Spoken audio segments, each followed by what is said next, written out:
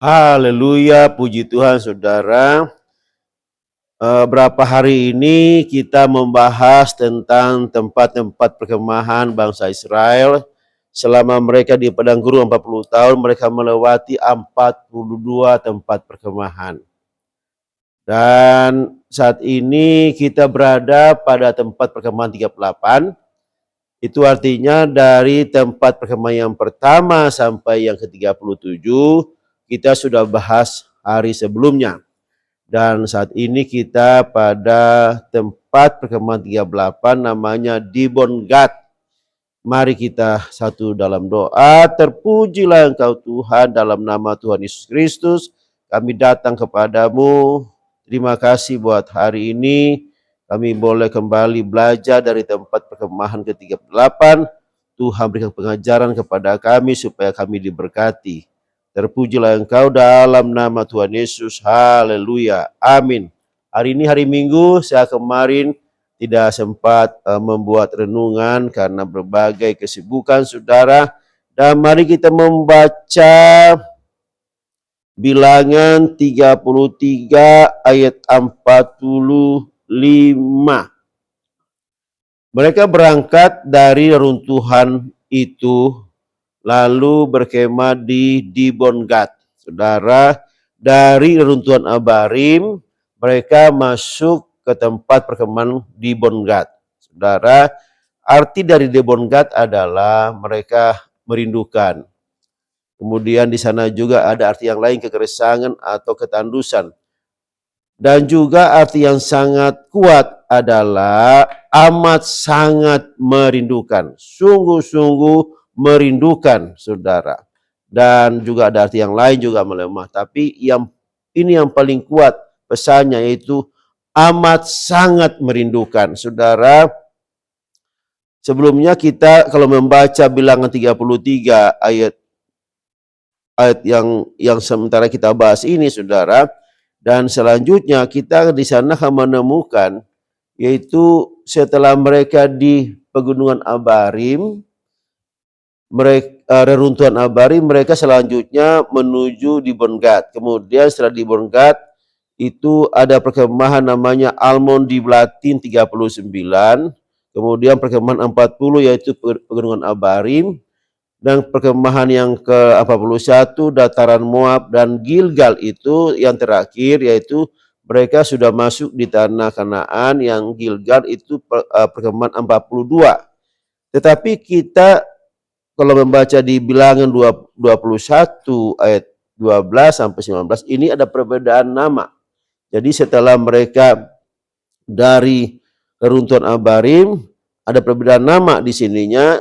Sebab kalau kita membaca Bilangan 21 itu di sana setelah mereka dari reruntuhan Abarim itu mereka berkemah di Seret, kemudian Armon, kemudian Beer, kemudian Matana, kemudian juga mereka berkemah di Nahaliel dan juga Bamot.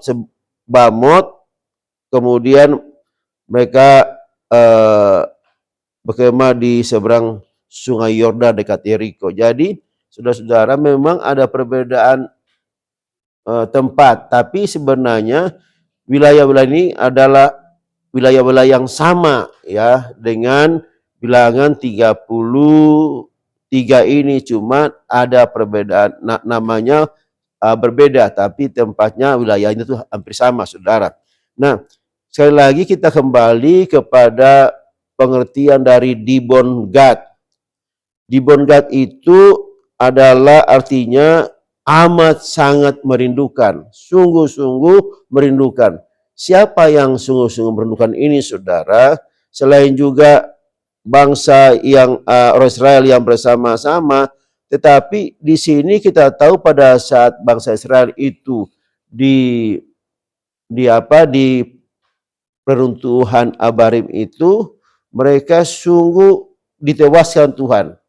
Ada sisa dari angkatan yang pertama itu, mereka ditewaskan Tuhan di situ. Yaitu mereka, siapakah mereka? Yaitu mereka yang pada waktu di Kades Barnea pada saat perkemahan di Ritma, mereka memberontak kepada Tuhan. Jadi ada angkatan pertama di atas 20 tahun itu yang jumlahnya 603.550 itu mereka dikatakan Tuhan mereka tidak akan masuk ke tanah perjanjian. Orang-orang yang berumur 20 tahun ke atas karena mereka memberontak kepada Tuhan. Kecuali Yosua dan Kaleb yang boleh masuk, saudara. Nah, orang-orang ini pada dasarnya mereka rindu untuk tetap berjalan sampai masuk ke tanah perjanjian. Mereka sungguh-sungguh merindukannya, tetapi karena oleh pemberontakan mereka dihukum Tuhan. Sehingga mereka tidak boleh masuk ke tanah perjanjian. Demikian juga Harun dan juga Musa tidak boleh masuk. Karena pemberontakannya mereka. Nah saudara, demikian juga apa yang terjadi kepada bangsa Israel ini juga sama dengan kita saat ini. Kita ini sedang berjalan menuju ke tanah perjanjian kekal. Arti dari Dibon Gad itu yaitu satu kerinduan yang mendalam. Kita juga punya Dibon Gad dalam hati kita, yaitu kerinduan yang sangat mendalam untuk terus maju masuk ke perjanjian kekal, tanah Kanaan yang tanah perjanjian kekal itu bagi kita, yaitu yang disebut sorga atau langit baru, bumi yang baru. Kita sungguh-sungguh merindukan tempat itu bagi kita. Saudara, memang tempat itu disiapkan oleh Allah sendiri bagi kita, bagi orang-orang yang percaya kepada Yesus sebagai Tuhan dan Juru Selamat. Nah, jauh sebelumnya di perjanjian lama Yesaya 65 ayat 17 ini Allah sudah bicara hal itu, langit baru dan bumi yang baru. Sebab sesungguhnya Yesaya 65 ayat 17, sebab sesungguhnya aku menciptakan langit yang baru dan bumi yang baru, hal-hal yang dahulu tidak akan diingat lagi dan tidak akan timbul lagi dalam hati. Jadi artinya bumi yang ada sekarang ini di mana kita tinggal ini saudara, dan langitnya semuanya, lautnya, apapun di dalam bumi ini, kita ini akan kita tinggalkan. Ini pasti hancur, dihancurkan langit dan bumi yang lama ini, dan Tuhan sudah menyiapkan tempat yang baru bagi orang percaya kepadanya, yaitu langit dan bumi yang baru, seperti dikatakan Yesaya 65:17 ini. Kemudian kalau kita membaca juga Roma 8:19-21, di sana dikatakan bahwa juga Tuhan membuat tempat yang baru bagi setiap orang yang percaya kepadanya, sebab tempat yang ada sekarang ini kita mengeluh banyak penderitaan selama kita di muka bumi ini, dan Tuhan telah menyediakan bagi kita tempat yang baru bagi kita orang-orang yang percaya kepadanya. Kemudian juga kita membaca 2 Petrus 3:13, saya bacakan. Tetapi sesuai dengan janjinya kita menantikan langit yang baru dan bumi yang baru di mana terdapat kebenaran. Langit yang baru dan bumi yang baru Tuhan siapkan. Itu janji Tuhan kepada kita, kepada orang-orang yang percaya kepadanya. Saudara, kemudian kalau kita membaca Wahyu 21 ayat 1-4.